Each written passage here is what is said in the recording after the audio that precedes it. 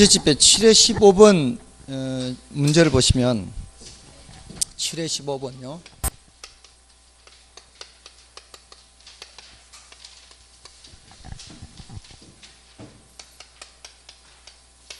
수요가 탄력적일수록 자원 배분 왜곡이 어떻다고요? 크다. 공급이 탄력적일수록 이렇게 돼 있죠. 자, 이 자원 배분 왜곡이라는 표현은 이거는 효율성 상실 이렇게 표현할 수가 있고요. 효율성이 떨어진다는 거예요. 자원 배분 왜곡이라는 말이 이거는 이제 비효율적이라는 얘기입니다. 비효율성이 커진다는 얘기예요. 비효율성이 커진다. 이게 자원 배분 효율성 상실이 커진다, 비효율성이 커진다 이런 뜻이에요. 이게 이 효율성이 크게 떨어진다는 얘기죠. 그거는 무엇으로 판단하는가 하면은 자 이걸로 한번 볼게요. 자 정부가 조세를 부과하기 전의 상태는 지난번에 제가 빵 얘기를 혹시 들지 않았나요? 빵을 100개를 먹는 것이 사회에서 가장 적당한 양이라고 생각해요. 가장 적당한 양.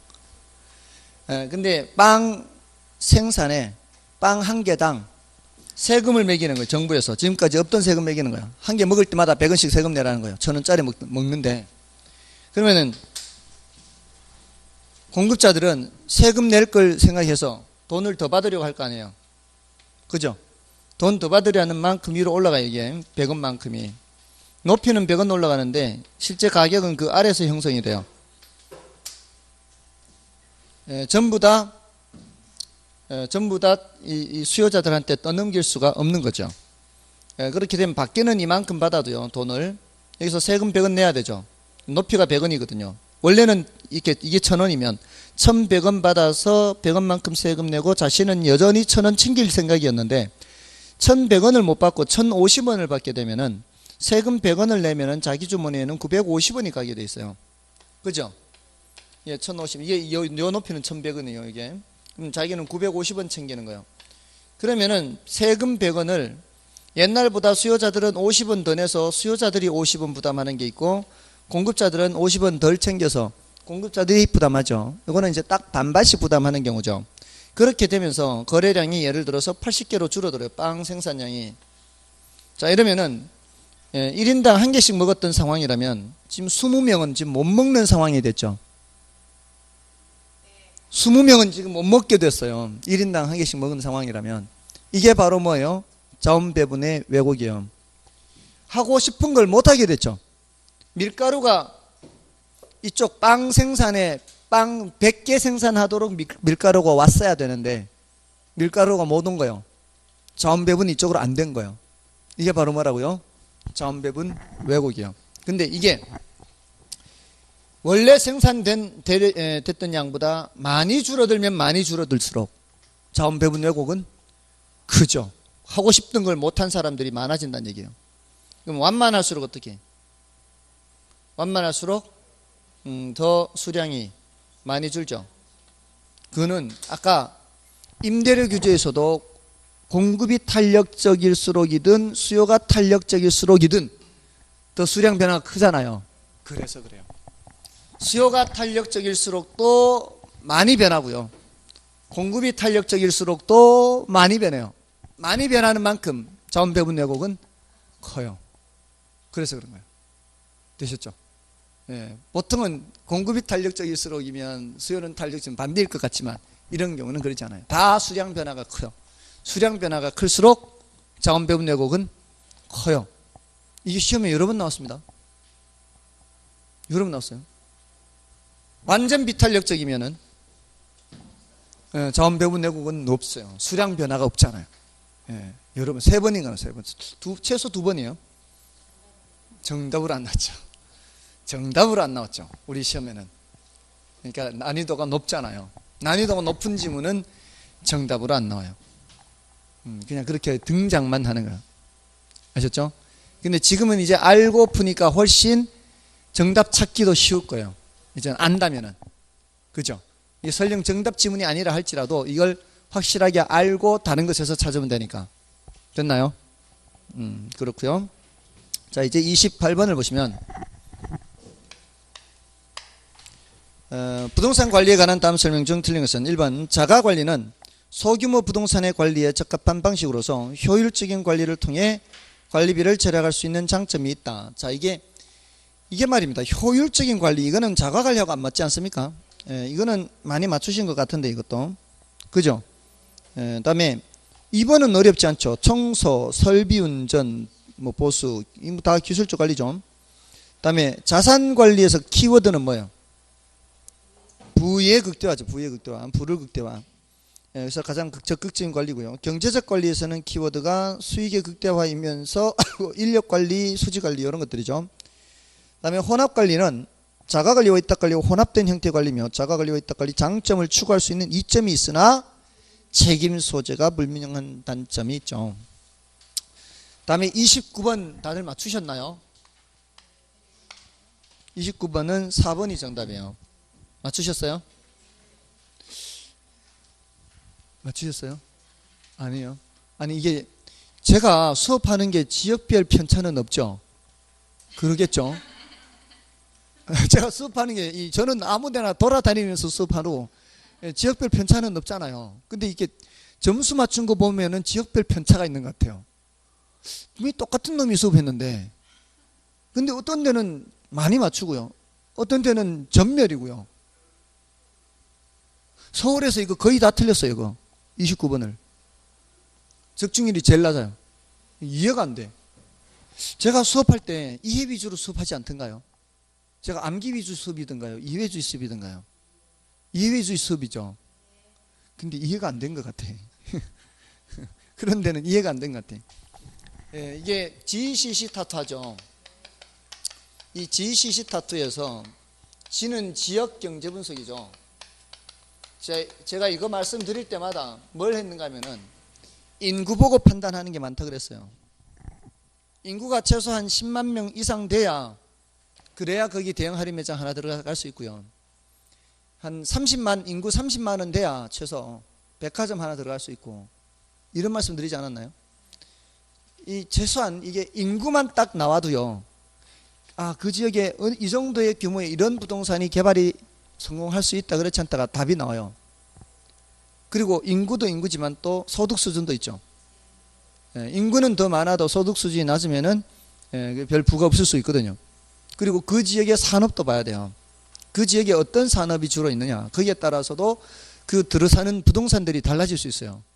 연구원들이 많은 동네냐 아니면은 제조업체에 일하는 근로자들이 많은 동네냐 여기에 따라 이 부동산들이 좀 성격이 달라질 수 있어요. 그런 것들을 보려면은 뭘 봐야 돼요? 그 지역의 인구라든가 소득이라든가 산업이라든가 또는 교통체계라든가 이런 등등등 봐야 되죠. 이런 전반적인 걸 보는 게 뭐라고요? 지역경제 분석이에요. 근데 4번 지문에 뭐라고 되어 있나요? 시장 분석이라고 되어 있죠. 시장 지역 내 모든 부동산에 대한 근본적인 수요 결정 요인이 되는 인구, 고용, 소득 이런 걸 분석하는 것은 지역경제 분석이다 이 말입니다. 그죠? 자, 그러니까 이렇게 생각하시라고요. 여러분은 여러분대로 오피스텔을 개발하고 저는 저대로 상가를 개발한다면 여러분이 분석하는 어떤 지역의 경제 분석이나 제가 분석하는 어떤 지역의 경제 분석이나 비슷해야 되겠죠? 이건 비슷해요. 근데 여러분들은 오피스텔을 개발한다면 이제 구체적으로 그 지역에 오피스텔이 어느 정도로 있는지 지금 공실이 얼마나 됐는지 지금 짓고 있는 오피스텔은 얼마나 있는지 이 오피스텔에 대해서 집중적으로 분석해야 되지 않나요? 저는 뭐에 대해서 분석해야 돼요? 상가에 대해서 분석해야 되죠. 저 상가 개발하려면은 그러면은 그게 바로 뭐라고요? 시장 분석이라고요. 자, 그럼 어떻게 쓸까요? 여기다가 자, 오피스텔 수급 분석. 저는 상가 수급 분석. 또 누구는 아파트 수급 분석. 누구는 아파트형 공장 수급 분석. 이거 다 일일이 다 쓸까요? 일일이 다 써요? 뭐 어떻게 표현할까요? 이걸 이렇게 표현을 할 수가 없잖아요. 이 모든 종류의 부동산을 다 나열할 할 수가 없으니까 이 자리에 뭐라고 쓰는 거예요? 특정 유형 부동산 또는 특정 부동산, 특정 유형의 부동산에 또는 뭐 이거 생략해서 특정 부동산의 수급 분석 이렇게 한다고요. 그래서 특정이란 말 쓰는 거예요. 이게 또 어디서 이런 말 나오는 거예요? 여러분들 LQ 제가 공식 배울 때 어떻게 하라고 했어요? 전국의 비분해, 지역에 비하잖아요. 여기 뭐가 들어가요? 특정 산업 들어가죠. 왜 그러겠어요? 여기가 산업이 여러 가지 종류가 있으니까 그 여러 개를 다 쓸 수가 없잖아요. 뭔 뜻인지 아시겠죠? 그러니까 이런 표현을 써요. 특정 유형보다는. 표현은 이거를 보지만 머릿속으로는 상가 개발하는 사람은 상가 수급 분석하고 오피스텔 개발하는 사람은 오피스텔 수급 분석하고 그렇게 생각하라는 얘기예요. 이게 이해식 아닌가요? 이렇게 예를 들어주면서 이렇게 하는 게 시간이 걸리겠지. 설명하는데 시간은 걸리지만 근데 이렇게 이해를 시키려고 이렇게 했는데 이해가 안 됐는가? 자, 아무튼 뭐 안 되면 이제 암기해야 돼. 그냥 무조건 시장 분석, 특정 유형 분석, 특정 수급 분석 이렇게 안 되면 암기지 뭐. 그죠? 그다음에 시장성 분석은 요거는 대상 개발 사업이요. 내가 지금 컨셉을 갖고 있는 내가 하는 그 사업, 내가 하는 그 사업에 그 분양 물건들이 있을 거 아니에요. 내가 지금 분양해야 될 그 물건, 그 대상 개발 사업이요. 그 대상 개발 사업에 초점을 맞추는 거예요. 그래서 더 구체화가 되는 거죠. 그놈의 분양 또는 임대 가능성이에요. 분양 또는 임대 가능성.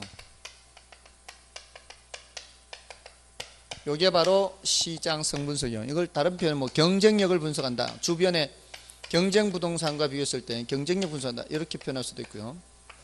그다음에 타당성 분석의 키워드는 뭐예요? 수익성. 이 수익성을 알려면 뭘 다 계산해야 돼요? 현금 들어오고 나가는 걸 계산해야 돼요. 그러니까 현금 수지 측정 이런 표현은 어디서 나와야 된다고요? 타당성 분석에서 나와요. 현금 수지 측정. 또 측정만으로 안 되죠. 투자 분석 기법을 적용해야 되죠. 그래서 타당하다, 타당하지 않다. 투자 분석 기법 이런 표현들이 전부 다 타당성 분석에서 등장하는 용어들이에요. 투자 분석은 뭐고요? 최종 결정을 내리는 거고요. 자, 이러면은 요거 나오면은 별로 안 틀린다 이 말이에요. 됐습니까?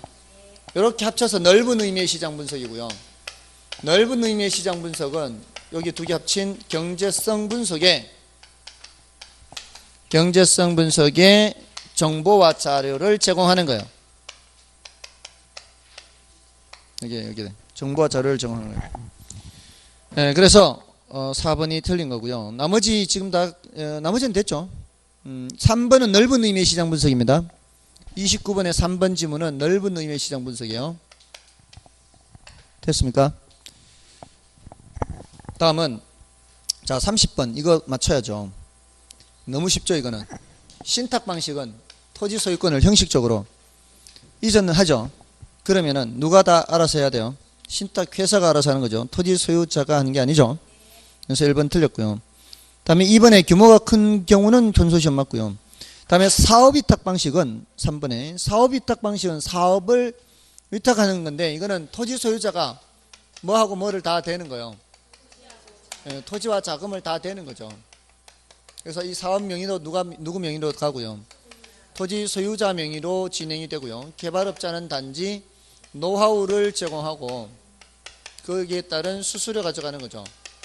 그런 구조가 이 사업위탁 방식이에요. 그다음에 그러니까 모든 지분을 다 소유자가 가져야죠. 토지 소유자가.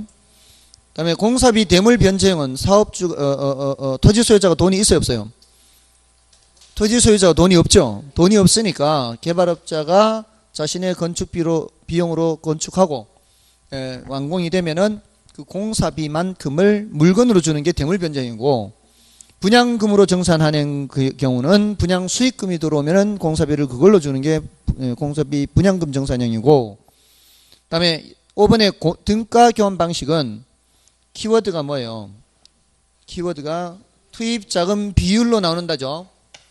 등가 교환은 투입 자금 비율로 나오는 거예요. 그러면은 투입자금 비율로 나누. 그러니까 이게 분양을 하면 분양 수익금을 나누면 되고 면적을 나누면 면적도 나누면 되기 때문에 수수료 문제는 있을 수가 없어요. 수수료 받는 구조가 아니라 그냥 몇 대 몇으로 나누는 거니까. 됐죠? 다음에 그 31번. 31번도 이거 맞춰야 되는데 왜냐면은요. 제가 이게 차액지대, 위치지대 이렇게 하면서 절대지대, 그다음에 입찰지대까지죠. 차액지대, 위치지대이 고전학파죠. 차액지대는 뭐의 차이가? 비옥도 차이가 지대가 되고요. 위치지대는 수송비 절약분이 지대가 된다 그랬죠. 그래서 이 비옥도가 제일 우둥지에서부터 비옥도가 점점 떨어지게 되면은 지대가 점점 낮아지겠죠. 그러다가 최열등지 있죠. 최열등지 또는 한계지에는 지대가 존재해야 하네요. 한계지에 지대 존재하지 않죠. 생산비도 빼고 여기서는 수송비까지 빼잖아요. 그러면 맨 끝에 가면은 결국 지대가 뭐가 되는 땅이 있다. 지대가 0이 되는 땅이 있다. 이런 데서는. 그죠? 그런데 그런 땅에도 실제로는 지대가 있더라. 그 얘기가 이 얘기잖아요. 왜? 토지 소유 자체로부터 지대가 발생하는 거죠. 자, 그러면 얘네들은 지대가 0인 땅 있어요, 없어요? 0인 땅 있죠. 이론적으로. 얘는 지대가 0인 땅 있어요, 없어요? 없어요. 근데 현실적으로는 지대가 0인 땅이 있을까 없을까요? 현실적으로는 지대가 0인 땅 없어요. 그러니까 누가 설득력이 높은 거예요? 마르크스 얘기가 설득력이 높은 거죠. 사실 마르크스 그러니까 순식간에 전 유럽을 휩쓸었잖아요. 마르크스 사상이. 맞는 말이잖아. 그렇지 않나요? 물론 얘네들도 맞는 말 있어요. 비옥도 차이에서 지대가 발생해요. 당연히 발생해요. 근데 뭐를 설명 못할 뿐이에요. 여기에도 실제로는 지대가 있더라는 것을 이 이론으로는 설명을 못하는 거예요. 이 사람들 말이 틀렸다기보다는 설명을, 현실 설명을 좀 더 덜 한다, 못하는 부분이 있다는 거지. 됐죠? 그 다음에 입찰지대는 토지 이용자가 지불할 수 있는 최대 금액이죠. 지불할 용의가 있는 최대 금액. 그래서 그 금액만큼 실제로 써내버리면은 남는 게 없는 거죠. 됐나요? 그런 지대고요. 그래서 지금 31번, 4번이 틀린 이유가 그거죠. 수송비 절약 지대가 아니라 지대가 없는 토지가 존재하죠. 나머지는 뭐 방금 말씀드린 대로 하면 되겠고요. 그 다음에 32번도 쉽잖아요. 크리스탈리 중심지 이론에서 그 다니엘 중심지의 경우 가장 이상적인 배우지 형태는 원형이죠, 원형. 다수 중심지일 때 정육각형이잖아요. 여러 개가 경쟁을 하니까 그렇지 하나만 평평한 곳이고요. 유리판 같이 평평한 곳에 사방팔방 교통 조건 똑같고 이러면은 그리고 고객들도 일정하게 분포되어 있어요. 그런 상황에서 중심지가 자신의 세력권을 넓힌다면은 원형으로 넓어질 거 아니에요. 아무 경쟁 점포가 없으니까. 근데 경쟁 점포가 있으면 어떻게 해요? 서로 부딪힐 거 아니에요. 그러니 서로 이제 악이 다툼하는 거죠. 서로 많이 먹으려고. 그런 과정에서 경쟁 치열한 부분을 서로 어떻게 하는 과정에서 나누어 갖는 과정에서 어떻게 된다고요? 정육각형이 된다 이렇게. 이거는 가장 이상적인 형태죠. 사방팔방 평평한 곳에 고객들도 일정하게 분포되어 있고 교통조건도 똑같고 이런 곳이 세상에 어디 있겠어요. 현실적으로는 교통조건도 다를 수 있고 시장 행정조건 이런 게 조건이 다를 수 있죠. 다르니까 2번 같은 얘기가 나오는 거예요. 시장, 교통, 행정조건에 따라 중심지의 수와 모형은 많은 영향을 받는 거죠. 그 다음에 재화의 도달 범위란 고객이 물건을 사기 위해 기꺼이 통행할 것으로 예상되는 거리죠. 재화가 발이 있는 게 아니잖아요. 결국 사람이 와서 사가지고 가야 될 거 아니에요. 그러니까 그 고객이 기꺼이 통행할 것으로 예상되는 거리. 그 다음에 중심지가 성립하기 위해서는 최소 요구치가 재화의 도달 범위 내에 있으니 이건 많이 했고요. 그 다음에 5번에 최소 요구치란 중심지 유지에 필요한 최소한의 고객이 존재하는 범위. 뭐 이것도 어렵지 않죠. 5번을 최소 요구치 범위라고도 할 수 있겠습니다.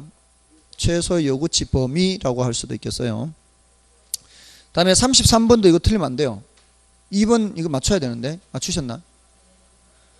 이거를 전형적으로 암기식으로만 공부하는 사람들은 틀렸다라고 생각해요. 왜냐하면 거기에 거리의 제곱에 반비례한다는 말이 없어서. 그러면 안 된다고요. 어떤 표현이 맞고 안 맞고는 그 말 자체만 놓고 봐야지. 아까도 말씀드렸듯이 내일 비가 오지 않으면 소풍 간다라고 해서 비 오면 소풍 안 간다 이렇게 하면 안 된다는 거지. 예? 다른 얘기를 안 하고 있잖아. 딱 그 얘기가 맞는지 틀린지만 보라고요. 크기에는 비례하잖아요. 크기에는 비례하죠, 그게. 그래서 맞는 말이고요. 1번은 이거 많이 했어요. 경계가 중심지가 작은 도시 가까이 있고, 그다음에 3번도 여러 번 말씀드렸어요. 레일리와 허프 사이에서 누가 시간거리 개념 도입했어요? 허프죠, 허프. 허프는 현실적인 장애 요인을 고려했잖아요. 레일리는 뉴턴의 만유 인력 법칙을 그대로 이용했다 그랬죠. 근데 그거를 발전시킨 사람이 허프라고요. 장애 요인을 고려해서. 그다음에 4번도 바뀌어 있죠. 누가 미시 분석, 누가 거시 분석이요? 허프가 미시 분석이죠. 허프는 어떤 고객이 어떤 중심지로 갈 건가 사람을 관찰했어요. 자, 여기 중심지가 이렇게 있으면 이 사람이 이쪽으로 갈 건가 이쪽으로 갈 건가 이쪽으로 갈 건가 사람을 관찰했다고요. 근데 레일리는 두 중심지 사이에서 이 다수도 아니에요. 레일리는 두 중심지 사이에서 이 중심지가 고객을 끌어당기는 걸 본 거예요. 중심지가 고객을 끌어당기는 거. 그러니까 이 중심지가 고객을 보고 끌어당기는 거고 이렇게 고객을. 근데 여기서는 고객이 중심지 어떤 걸 선택할 이렇게 사람을 봤다고요. 그래서 미시적 거시적 이렇게 되는 거예요. 바뀌어 있고요. 다음에 5번 마찬가지. 허프가 발전시켰잖아요. 레일리의 소매 인력 이론에 의하면 두 도시 간에 장애 요인이 있다고 하더라도 그 이론이 그대로 적용될 수 있다. 그렇지 않죠? 틀렸고요. 다음에 34번입니다. 34번은 이 3번이 틀렸는데 그 안내 광고는 상세한 설명문을 넣을 수가 없죠. 안내 광고는 지면이 좁잖아요. 전시 광고가 넓죠. 반면 광고 또는 전면 광고가 전시 광고고요. 그래서 3번 틀렸고요. 그 1번은 마케팅의 의의입니다. 1번은 마케팅의 의의니까 마케팅은 전반적인 활동을 다 말하는 거죠. 어떤 특정한 단계만 말하는 게 아닙니다. 그래서 1번 옳은 편이고요. 2번은 좀 주의를 하시고요. 보통 우리 부동산 개념을 얘기할 때는 법경기 뭐 이렇게 하잖아요. 법적 개념, 경제적 개념, 기술적 개념. 근데 부동산 마케팅에서 말하는 부동산은 부동산 자체뿐만이 아니라 부동산 서비스나 또는 부동산 증권도 마케팅에 포함시킵니다. 좀 주의하시고요. 다음에 4번이 가장 중요한 지문이죠. 이게 4개 그 마케팅 믹스죠. 다 알고 계셔야 됩니다. 제품, 홍보 촉진, 유통, 가격 4개를 다 알고 계셔야 되고요. 그 다음에 5번에 양면성이라는 거 있죠. 양면성, 이거는 광고, 부동산 광고는 사는 사람도 파는 사람도 대상으로 하는 그런 양면성이 있다는 거. 그렇게 봐주시면 되겠고요. 다음에 35번은 부동산 평가 원리라 할 수 있는 가격 재원칙에 관한 설명 중 틀린 것은, 자, 요거 맞춰야죠. 요거는 강조를 많이 했는 부분이라 4번 맞추셨나요? 적합의 원칙은 외부 관련 원칙이잖아요. 근데 내부 구성 요소의 결합이 적절해야 부동산의 유용성이 최고로 발휘된다는 점에서 최유용 원칙과 관계된 것은 균형의 원칙이죠. 균형. 그다음에 나머지 기회 원칙은 제가 1번 설명드릴 때, 기회 원칙 설명드릴 때 이걸 많이 그려드렸죠. 이렇게 병합 분할 하면서 뒷토지가 편입되면서 앞토지가 편입되면서 가치 상승에 얼마나 기여하느냐, 병합 분할 가능성 하면서 한정 가격 뭐 이렇게 했잖아요. 이 기여의 원칙 하면은 이렇게 생각하시고요. 그리고 용도 다양성도 마찬가지. 다른 용도로 바꾸면서 병합 분할을 하는 경우가 많죠. 예를 들어 넓은 평수에 한 필지 전이 있어요. 전. 거기가 주거지역으로 편입이 돼요. 그러면 그 넓은 평수의 전을 그대로 한 필지로 사용할 수는 없죠. 보통 쪼개야 되죠. 이게 용도가 다른 거로 바뀌어 가면서 병합 분할이 되는 경우가 많아요. 그러면서 가치는 상승하는 게 보통이고요. 다음에 2번은 난이도가 좀 높습니다. 난이도가 높다는 얘기는 중요도가 낮다 이렇게 생각할 수가 있어요. 그게 기여의 원칙, 적합의 원칙, 요거는 적합의 원칙 하면 여러분들이 머릿속에 자동으로 따다닥 떠야 되는 게 있어요. 예? 달동네 고급 빌라 뭐 이렇게 또 무슨 감가 그게 딱 생각이 나야 돼 이게. 그러면 이 적합의 원칙과 관련된 부동산 특성 이러면은 그렇게 한 다리 건너서 생각해서 하면 쉽다고요. 관련된 특성이 뭐 있겠어요? 달동네 고급 빌라 부동성, 인접성 아닌가요? 경제적 감가 앞에 오늘 앞에서 됐어요. 이거는 동산에 적용돼야 안 돼요. 동산에는 있을 수 없다고요. 그죠? 부동산만 적용된다고요. 그래서 부동산 고유 원칙이요. 그럼 최유효 이용 원칙은?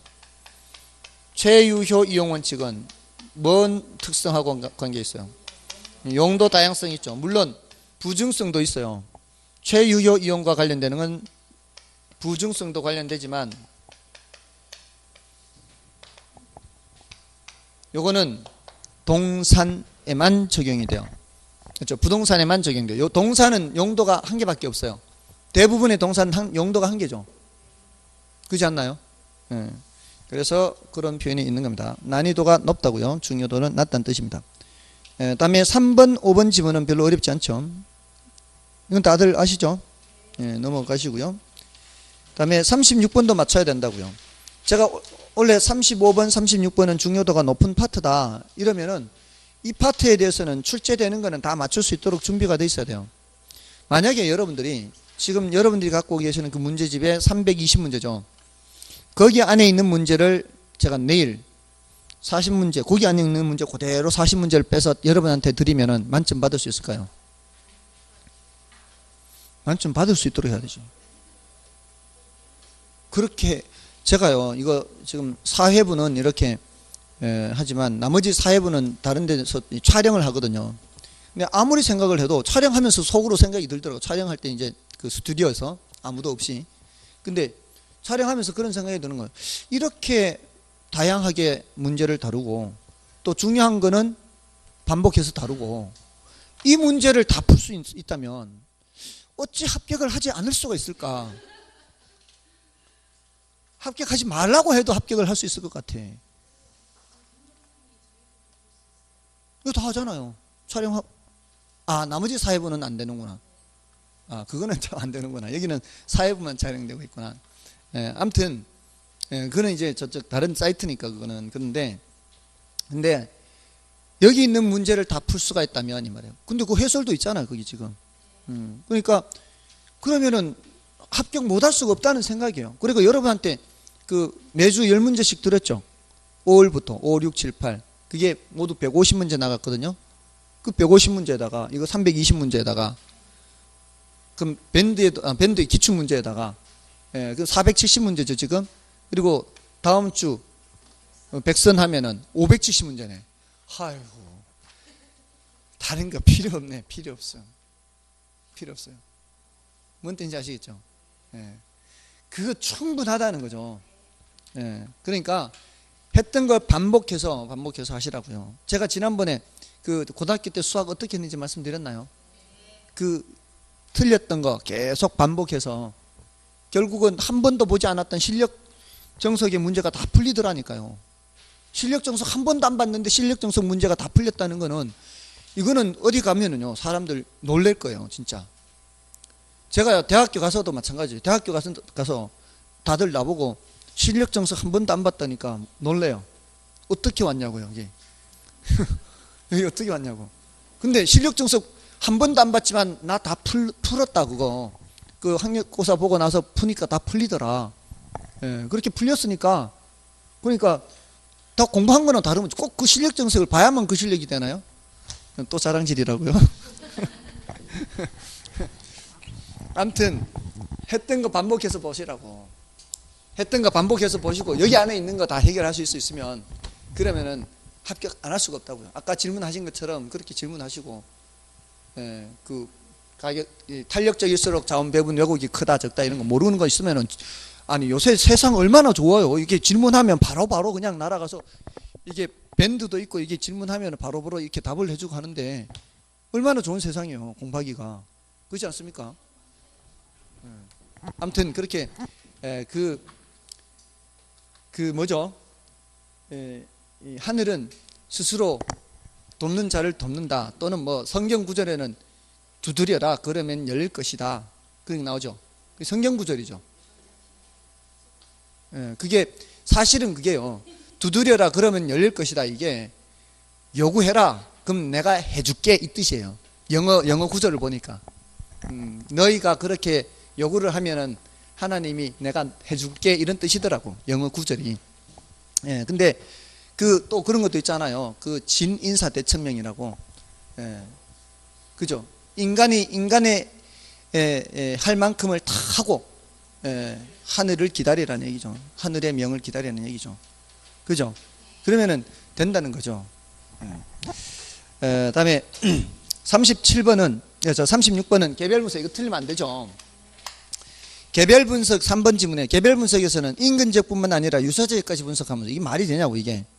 그죠? 그리고 1번 지문에서는 키워드가 지역 분석에서는 표준적 이용 가격 수준이고 개별 분석에서는 최유효 이용 가격이고 됐잖아요. 그 다음에 2번에서는 지역 분석은 선행, 개별 분석은 후행. 이런 식이에요. 그 다음에 4번은 지역 분석의 의의입니다. 지역 분석이란 대상 부동산이 어떤 지역에 속하며 지역 특성이 무엇이며 전반적으로 지역 특성이 지역 내 부동산 가격 형성에 어떤 영향을 미치는가를 분석하는 것입니다. 이게 지역 분석의 뜻이고요. 그 다음에 지역 분석은 당의 지역을 전체적이고 거시적, 개별 분석은 부분적이고 미시적. 이렇게. 그 다음에 37번은 문제의 뜻을 파악하셨나요? 뭔 소린지 모르고 패스하셨나요? 자, 37번은 자, 거기 부동산 평가 방식이라고 돼 있죠. 첫 단어가. 평가 방식 하면 뭐가 있나요? 예? 무슨 방식? 3방식 6방법. 6방식 3방법이 아니고요. 무슨 방식? 그러니까 방식 생각 무슨 원가 방식. 원가 방식. 또 거래 사례 비교 방식. 그냥 비교 방식.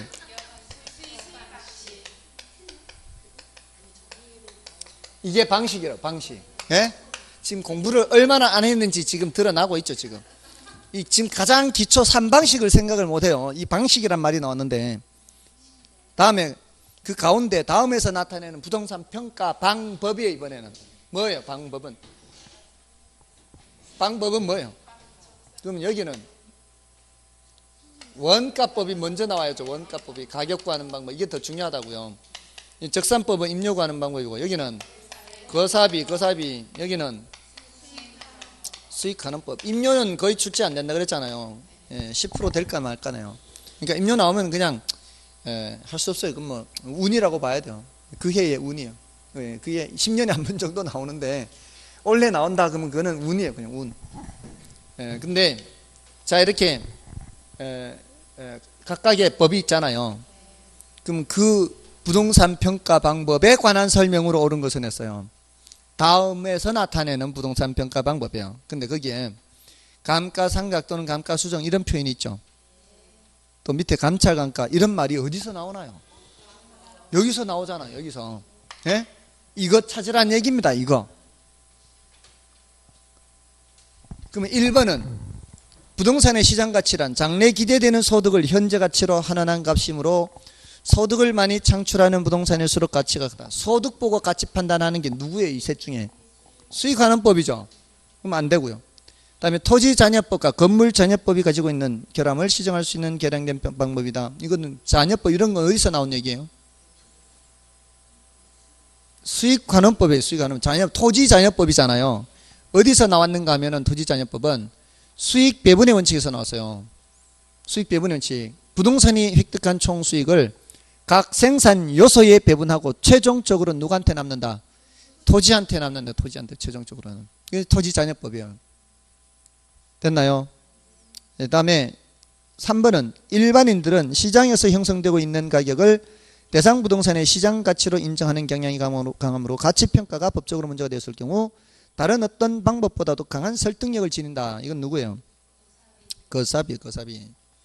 그다음에 부동산 보유기간 동안 기대되는 매년의 소득과 기간 말 부동산의 처분 시 창출되는 소득으로 부동산의 가치를 판단하는 방식이다. 이거는 수익이죠. 수익. 소득 보고 하는 게. 그다음에 5번은 신축 건물이나 공공건물 교회 등과 같은 특수목적의 부동산의 경우에 이러한 평가 방법이 더욱 선호된다. 이거는 얘네들은 거래도 별로 없잖아요. 수익을 발생시키는 것도 아니죠. 그러면 마지막 보루가 뭐예요? 원가법. 됐나요? 이제 요령 아시겠죠? 예, 그러니까 기초 용어가 돼 있어야 이게 뭐 되는데 이 기초 용어를 보고 지금 6방식 3방법 하거나 지금 이거 뭐 적산법이 먼저 나오거나 이걸 비교 방식 하는데 거래 사례 비교 방식 뭐 이렇게 하거나 지금 뭐 이 총체적 난국이에요. 총체적 난국. 자, 이러면은 안 된다 이거죠.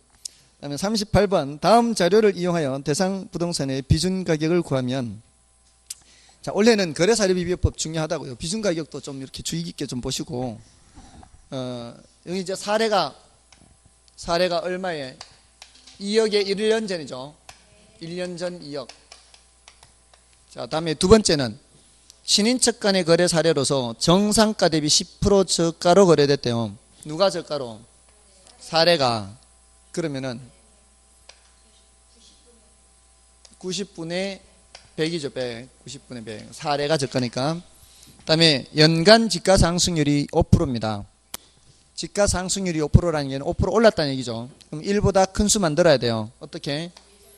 1.05죠. 1 플러스 0.05.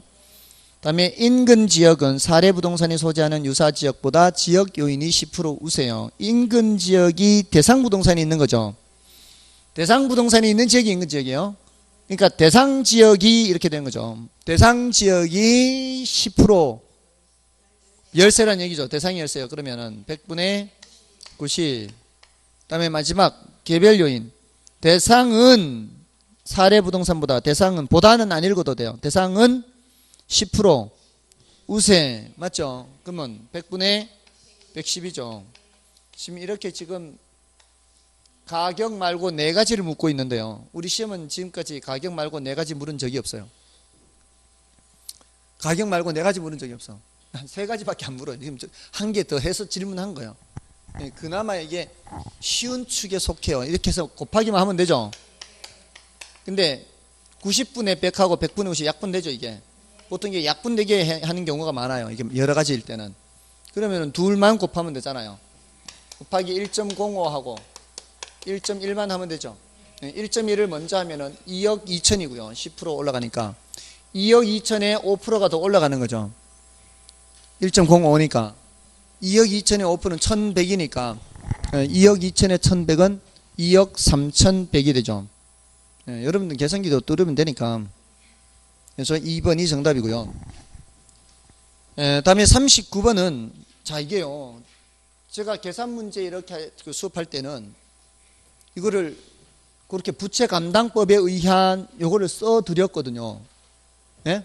다음 자료를 활용하여 부채 감당법에 의한 이렇게 알려드렸잖아요. 이렇게 환원율을 구하시오 이렇게 했단 말이에요. 근데 실전에서는 이거보다 어렵게 출제됐어요. 실전에서는 이걸 빼고 질문한 거예요. 실전에서는 저는 친절하게 이렇게 알려줘서 환원율을 묻는데 실전에서는 이걸 빼고 질문한 거예요. 요거를 알려주는 것과 안 알려주는 것의 차이가 크죠. 요거를 알려주면은 바로 뭘 생각하면 돼요? 부조저를 생각하면 되거든. 부채 감당법이니까. 근데 이걸 안 알려주면은 부조저만 있나요? 지지조저도 있고 또 토토건건도 있잖아요. 또 환원율을 구할 때 다 환원율을 구하는 거죠. 얘네들이. 근데 환원율을 구할 때 수익률 더하기 회수율도 있거든요. 또 환원율 구하는 게 공식이 다른 것도 있잖아요. 총 투자의 가격분의 순영업소도 있잖아요. 맞나요? 순소득. 총투자이익이 가격이죠. 가격분의 순영업소득이에요. 자, 이렇게 다양하게 있기 때문에 깝깝하거든요. 근데 대체로 이런 것들은 금방 눈에 보여요. 수익률, 회수율 이렇게 나오니까, 토토건건, 토지건물 나오니까 보이는데, 문제는 얘네들. 지지저저, 부저저는 같은 게 있잖아요. 이게 얘네들 때문에 구별이 잘 안 돼요. 똑같으니까 구별을 하려면 뭘로 구별해야 돼요? 부채 감당률과 지분 배당률, 이걸로 구별해야 돼요. 그러니까 자료를 보고 부채 감당률 자료가 있으면 부저저로 가야 되고요. 지분 배당률 자료가 있으면 지지저저로 가야 돼요. 근데 자료를 자세히 보면은 부채 서비스액과 순영업소득으로 돼 있죠. 요거는 뭐를 계산하는 자료예요? 부채 감당률을 계산하는 자료란 말이에요. 그렇게 보고 판단해야 돼요. 그러니까 아무 생각 없이 문제를 풀 수는 없다는 거예요.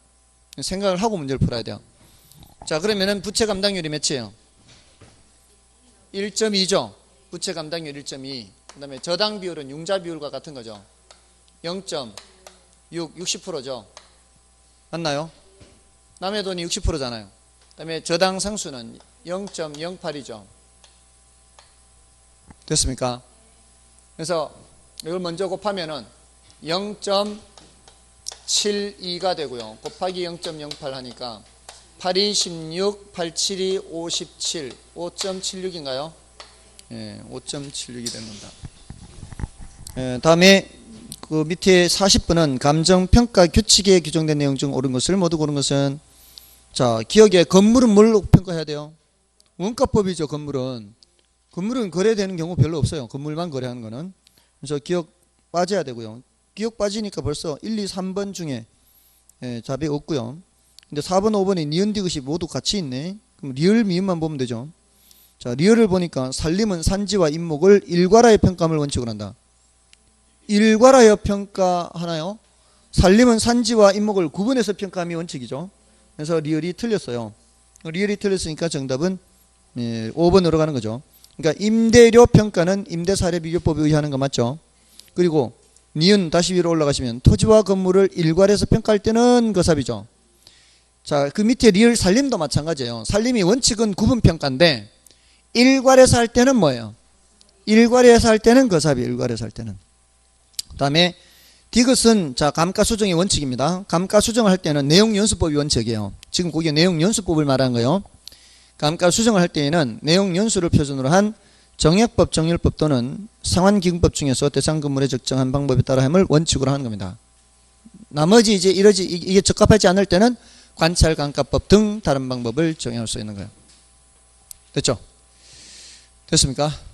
자, 요렇게 하고요. 다음 주는 이제 이론 마무리 정리입니다. 이론 마무리 정리는 4시간 동안 해야 돼요. 그러니까 10시부터 2시까지 14시까지. 근데 야간반 분들이 휴가를 낼 수가 없으니까 그냥 2번 해야 돼요. 됐습니까? 10시부터 14시까지. 다음 주. 1일이죠. 1일이죠.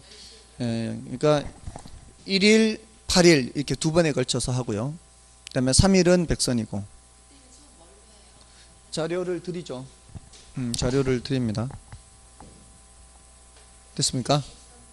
자료를 드리죠. 예. 자, 이렇게 하고요. 문제집에 있는 것들을 100% 풀 수 있도록 계속 반복해서 보십시오.